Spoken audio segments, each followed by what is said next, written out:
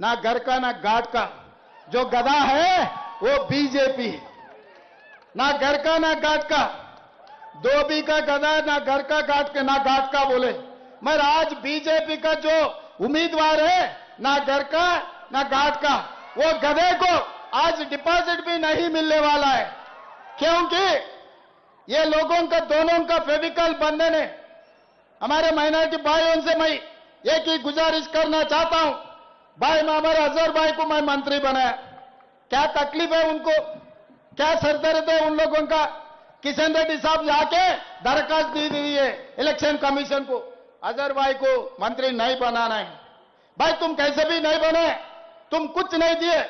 कांग्रेस सरकार राहुल गांधी अजहरुद्दीन को इंडिया के खिलाड़ी वर्ल्ड कप जिता के अपने नाम रोशन किए। जो खिलाड़ी है, देश का नाम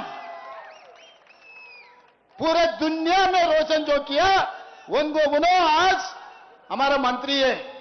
हम लोग गर्व से कहना, हमारा हैदराबाद शान आज मंत्री बन गए।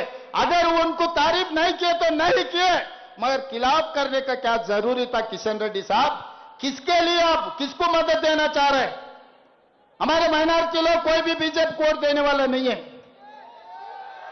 फिर सब सारे कांग्रेस को, देश को, उसको क्या तकलीफ है? इसमें विभाजन लाके कुछ वोट आप बीआरएस को दिलाने के लिए कोशिश कर रहे हैं। ये मंत्री नहीं बनाए तो कुछ वोट है, कुछ वोटर्स, अरे भाई हमारे माइनॉरिटी मंत्री नहीं बनाया रेवंत रेड्डी साहब, इसीलिए हम कार को कुछ और डाल देंगे। कार को मदद करने के लिए आज किशन रेड्डी साहब कोशिश कर रहे हैं। मैं ये मन से यही पूछना चाहता हूं, किशन रेड्डी जी, आपका बाप का जागीर मैं कुछ नहीं मांगा, आपका बाप का जागीर कुछ खींच के अजहर को नहीं दिए। मेरे सरकार में, कांग्रेस पार्टी के सरकार में सोनिया गांधी, राहुल गांधी, उनके आदेश के अनुसार अजहरुद्दीन को मैं आज मंत्री बनाया। आपका क्या जा रहे? इनको तो छोड़ो, गुजरात से मोदी जी का जमीन जागीर जायदाद कुछ खींच लिए क्या? मैं कुछ पूछा क्या? गुजरात से कुछ लाए नहीं, गुजरात से कुछ खींच लिए नहीं, गुजरात से कुछ लेके अजहरुद्दीन को मैं नहीं दिया। तेलंगाना में, इसी रियासत में जो निजाम सरकार जो था, वही इलाके में आज अजहरुद्दीन को मैं मुख्यमंत्री होके उनको मंत्री बनाया, मेरे साथी बनाए। क्या तकलीफ हो रहा है उनको? किशन रेड्डी को बीआरएस वाले क्यों नहीं रोक रहे किशन रेड्डी को? किशन रेड्डी वो बयान दिए तो बीआरएस वाले कुछ नहीं बोल रहे। इसका मतलब दोनों एक ही है। दिन में लड़ लेते, रात को मिल लेते, अलई बलई रात को, दिन में लड़ाई झगड़ाई। ये मामला हो रहा है। माइनॉरिटी भाइयों, आप लोग सोचो, मैं कुछ बोलने का नहीं है, आप लोग सोचो। अब दूसरी बात मैं बोलना चाहता हूं, बार बार मोदी अमित शाह बोल रहे थे कालेश्वरम एटीएम बन गया केसीआर को, 1 लाख करोड़ रुपए खा लिए। बार बार कहा, बयान दिए अमित शाह और नरेंद्र मोदी जी, चलो भाई कार्रवाई किए, मैं पूरा चोर को पकड़ लिए। बीजेपी वाले बोले, किशन रेड्डी ये कहा भाई सीबीआई को दे दो, 24 घंटा में हम लोग अंदर डालेंगे केसीआर केटीआर को। मैं दे दिया सीबीआई को, 3 महीने हो जा रहे, 100 दिन कुछ कम खत्म हो रहे, अभी तक एफआईआर तक नहीं बनाया।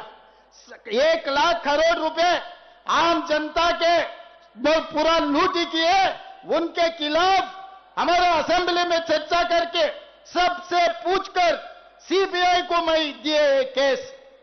100 दिन हो रहा, आज तक सीबीआई ने क्यों केसीआर के खिलाफ कदम नहीं उठाया, क्यों एफआईआर तक नहीं बनाया? अगर किसी माइनॉरिटी के खिलाफ, किसी कांग्रेस नेता के खिलाफ ऐसे केस आए तो छोड़ते थे क्या? आप लोग सोचो। और फार्मूला ई रेस, कारों का कार रेस में 40-50 करोड़ रुपए केटीआर ने लूट लिए। हैदराबाद में कार चलाया, सरकार के पैसे खा लिए। उसका भी कार्रवाई करने के लिए, जेल को बिछाने के लिए, चंचल गुड़ा में खाना खिलाने के लिए गवर्नर का परमिशन जरूरत है। 2 महीने हो जा रहा, मैं गवर्नर को परमिशन पूछकर, तेलंगाना सरकार ने तेलंगाना गवर्नर को केटीआर को अंदर डालने के लिए परमिशन पूछ के 2 महीने हो रहा, आज तक मुझे परमिशन नहीं मिला। हमारे माइनॉरिटी भाइयों से, यहां के नौजवान युवता से मैं एक ही बात पूछना चाहता हूं, 1 लाख करोड़ रुपए लूटे जो केसीआर को सीबीआई क्यों नहीं पकड़ रहा है? मोदी जी क्यों रोक रहे? होम मिनिस्टर अमित शाह क्यों केसीआर को बचा रहे? और 50 करोड़ रुपए लेके कार घुमाने के लिए जो परमिशन दिया, उनका बेटा केटीआर, उनको अंदर डालने के लिए मैं गवर्नर साहब को परमिशन पूछा, आज तक नहीं मिला। फिर बाप 1 नंबर, बेटा 10 नंबर निकला। फिर मोदी जी पकड़ेगा कब? चोरों को पकड़ेगा कब? आप लोग सोचो।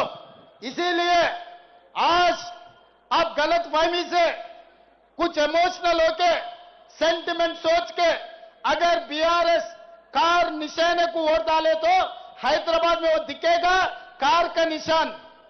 कार यहां से निकले, दिल्ली गया, मोदी गली में घुस गए, उसके बाद कमल बन जाएंगे।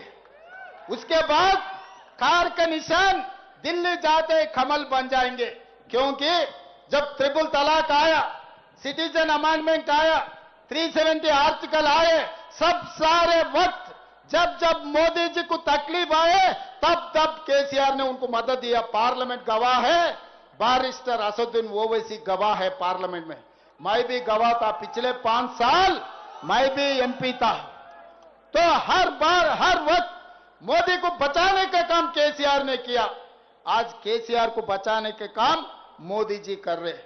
मगर दूसरी तरफ राहुल गांधी अपने जाने माने प्यारे नेता महात्मा गांधी देश के लिए कुर्बानी किए, इंदिरा जी देश के लिए कुर्बानी किए, राजीव गांधी देश के लिए कुर्बानी किए। उनके वारिस राहुल गांधी कन्याकुमारी से लेकर कश्मीर तक 150 दिन 4000 किलोमीटर पैदल चले। अपने ओल्ड सिटी, अपना ओरिजिनल सिटी, वो ओल्ड सिटी नहीं है, अपना ओरिजिनल सिटी 4 मीनार का आके हिंदू मुसलमान 2 आंखें मेरे लिए, दोनों को बचाने का जिम्मेदारी राहुल गांधी ने लिया। आज मुसलमान हिंदुओं को अलग अलग कांग्रेस पार्टी कभी भी नहीं देखा, आगे भी हम नहीं देखेंगे। आप लोगों को भैया, आप लोगों को आपके भला के लिए जो करना है हम करेंगे। उसके नेतृत्व में हम लोग काम कर रहे हैं। भाई आप लोग सोचो, ये वोट नवीन के लिए, मेरे लिए नहीं, गांधी परिवार के लिए, इस देश के लिए जो कुर्बानी किए, जो आखिरी बूंद तक इस देश के लिए जो जान दिए, उनके परिवार को आप लोग वोट दे रहे। हिंदुस्तान के राष्ट्रपति जाकिर हुसैन को किसने बनाया? आप लोग सोचो। इसीलिए आज मोहम्मद अजहरुद्दीन को जो मंत्री बनाया, सलमान खुर्शीद जी को जो मंत्री बनाया, आजाद साहब को मंत्री बनाया, अहमद पटेल साहब को बड़े बड़े कुर्सी में बिठाए, ये सब सारे कांग्रेस है तो मुसलमान है, कांग्रेस है तो आपकी इज्जत है। जब कांग्रेस नहीं है, अब कुछ नहीं है। भाई अगर इस चुनाव में जो नवीन यादव को मैं टिकट दिया, पहली बार मैं नहीं दे रहा हूं, पहली बार इनको टिकट किसने दिया? बैरिस्टर असदुद्दीन ओवैसी ने 2014 में इनको टिकट दिया। आपके गली के लड़कों को किसने पहचाना? पहले असदुद्दीन ओवैसी ने। जिसको असदुद्दीन ओवैसी 2014 में टिकट दिए, 2025 में कांग्रेस पार्टी टिकट दिए। आप लोगों का जिम्मेदारी है। लोग आएंगे, भटकाएंगे, अच्छा अच्छा भाषण बोलेंगे, बिरयानी खिलाएंगे, शेरवानी पहन के आएंगे, मगर पेट में तो हथियार है, पेट में गले मिला रहे मोदी जी से। धोखा देने के लिए नया नया रूप से लोग आएंगे। देखकर बचकर रहना उन लोगों से। एक ही बात मैं తెలుగులో మాట్లాడదలుచుకున్నా, కిషన్ రెడ్డి గారు, ఇవన్నీ చర్చలు కాదు, నేను సూటిగా సవాలు విసురుతున్నా. మీడియా మిత్రులను కూడా ఇదే విషయాన్ని రేపు వార్తల్లో రాయాలి. ఆనాడు కాళేశ్వరం ప్రాజెక్టు సంబంధించి నరేంద్ర మోడీ గారు, అమిత్ షా గారు ఈ రాష్ట్రంలో పర్యటనకు వచ్చినప్పుడల్లా కాళేశ్వరం కేసీఆర్ కు ఏటీఎంగా మారింది, 1,00,000 కోట్లు కొల్లగొట్టిందని ప్రధానమంత్రిగా, హోంమంత్రిగా మీరు ఎన్నోసార్లు ఈ రాష్ట్రంలో మాట్లాడారు. కాళేశ్వరం కట్టడం, కాళేశ్వరం కూలడం 3 ఏళ్లలో జరిగిపోయింది. 1,00,000 కోట్ల రూపాయలు ఈ రోజు గోదావరిలో కలిసిపోయినాయి. దాని మీద జ్యుడిషియల్ కమిషన్ వేసి నివేదిక తెప్పించి కేసీఆర్ హరీష్ రావు దోషులు వాళ్ళ మీద చర్యలు తీసుకోవాలని ఇస్తే ఆ విషయాన్ని అసెంబ్లీలో చర్చించి సిబిఐకి పంపించినాం. సెప్టెంబర్ 1 నాడు కేంద్ర ప్రభుత్వానికి కేసీఆర్ హరీష్ మీద సిబిఐ కేసులు కట్టి అరెస్టు చేయమని మేము పంపించినాం. కిషన్ రెడ్డి గారు అంతకుముందు అన్నారు, మాకు ఇవ్వండి సిబిఐకి 48 గంటల్లో తండ్రి కొడుకులను చెర్లపల్లి చెంచల్గూడ జైలుకు పంపిస్తామని. నేను ఈనాడు సూటిగా సవాలు విసురుతున్నా కిషన్ రెడ్డి గారికి, మీరు చెప్పింది నిజమైతే, మీరు కేసీఆర్ కు లొంగిపోకపోతే, మీరు వాళ్ళు ఒక్కటి కాకపోతే, బీఆర్ఎస్ బీజేపీ ఫెవికల్ బంధనం ఒక్కటి కాకపోతే ఎప్పుడు అరెస్టు చేస్తారో 11 తారీఖు లోపల సిబిఐ ఎఫ్ఐఆర్ చెయ్యాలి, కేసీఆర్ హరీష్ ను అరెస్టు చెయ్యాలి. ఇదే కాదు, కేటీఆర్ ఫార్ములా ఈ రేస్ పేరు మీద కార్లు తిప్పి కాంట్రాక్ట్ ఇచ్చి ఎలక్టోరల్ బాండ్స్ 50 కోట్లు కంపెనీ నుంచి వసూలు చేసిండు. ఆధారాలతో సహా ఏసీబీ కేసు కట్టి అరెస్టు చేయడానికి గవర్నర్ని అనుమతి అడిగితే 2 నెలల నుంచి గవర్నర్ దగ్గరనే ఫైల్ ఆగిపోయింది. మరి నేను ఇవాళ అడుగుతున్న కిషన్ రెడ్డిని, కేంద్ర మంత్రి మీరు ఎందుకు కేసీఆర్ హరీష్ ను కాళేశ్వరంలో కార్ల రేసుల్లో కేటీఆర్ ను అరెస్టు చేయడానికి మీరు ఎందుకు అనుమతిస్తలేరు? మీ చేకడు ఒప్పందం ఏంది? మీ గూడు పుటానేంది? ఈ ఎన్నికల్లో మీరు ఆత్మహత్య చేసుకొని బీఆర్ఎస్ ను గెలిపించాలని కుట్ర చేస్తలేరా? ఎందుకంటే రేపు బీఆర్ఎస్ బీజేపీలో విలీనం అవుతుంది. ఇది నేను చెప్పలే, కేటీఆర్ సొంత చెల్లెలు చెప్పింది. నేను జైల్లో ఉన్నప్పుడు బీఆర్ఎస్ ను బీజేపీలో విలీనం చేస్తామంటే నేను ఒప్పుకోలేదు, అందుకే నన్ను పార్టీలకు వెళ్ళి ఎలగొట్టిరని. అందుకే సోదరులారా, ఇవాళ ఏ రూపంలో వచ్చినా, మీరు ఏ రకంగా చూసినా బీఆర్ఎస్ కేసే ప్రతి ఓటు అది బీजेपी కేసినట్టే. हमारे माइनॉरिटी भाइयों से एक ही गुजारिश है, आप लोग समझ रहे आप कार निशाने को बीआरएस कोड डाल रहे, नहीं, उसके पीछे है मोदी जी, किशन रेड्डी जी. आप वहां देखो, कार के निशाने में मोदी जी बैठा हुआ है, कार को चला रहे, कार के स्टीयरिंग मोदी जी के हाथ में है. इसीलिए आप लोग जब वोट देने के लिए जा रहा है, आप लोग सोचो इस देश के लिए मोदी जी का जरूरत है, राहुल गांधी जी का जरूरत है. इस देश के लिए जो कुर्बानी किए, जो जान दे दिए, जो शहीद हुए, उनके परिवार का जरूरत है. इस देश को बांटने वाले, इस देश को लूटने वाले, इस देश को तोड़ने वाले का जरूरत है. आप लोग सोचो. అందుకే మిత్రులారా, ఇయాల రాయమత్ నగర్ మీటింగ్ చూసిన తర్వాత నాకు సంపూర్ణమైన విశ్వాసం, నమ్మకం వచ్చింది. వేలాది మంది మీ బిడ్డ, మీ గల్లీ బిడ్డ నవీన్ యాదవ్ ను ఆశీర్వదించడానికి, ముఖ్యంగా యువకులు, మహిళలు వేలాది మంది ఇక్కడికి వచ్చి ఈ రోజు ఆశీర్వదించిన తర్వాత నాకు సంపూర్ణమైన నమ్మకం వచ్చింది.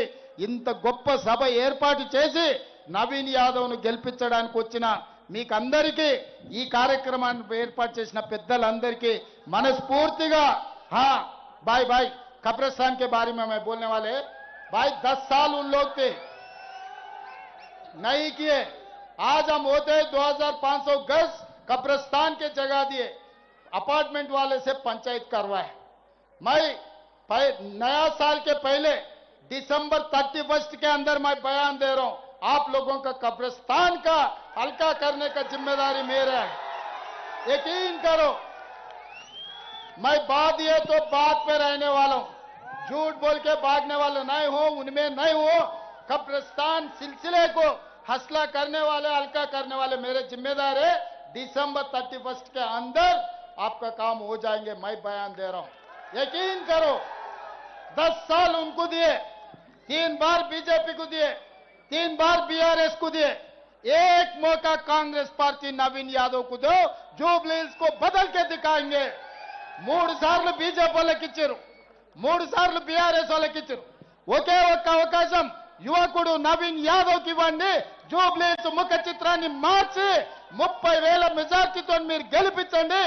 జూబ్లీ హిల్స్ నక్షన్ మార్చే బాధ్యత నాది, మీ అందరికి అండగా ఉండే బాధ్యత నాది అని తెలియజేస్తూ 30,000 మెజార్టీ ఇస్తారు కదా, 30,000 దేంగేనా 30,000 మెజార్టీ ఇస్తారు కదా, 30,000 మెజారిటీ 30,000 మెజారిటీ వెనకాలన్న సోదరులు చెప్పాలి, ఇక్కడున్న వాళ్ళు చెప్పాలి, పైనున్న వాళ్ళు కూడా చెప్పాలి. हमारे भाई को एमआईएम साथियों को मैं पूछ रहा हूं, 30,000 मेजॉरिटी नवीन यादव को मिलना आपके जिम्मेदारी है. అందరు సిద్ధమేనా? సిద్ధమన్న వాళ్ళందరూ చేయి పైకెత్తండి. అక్కలారా మీరందరూ జై కాంగ్రెస్.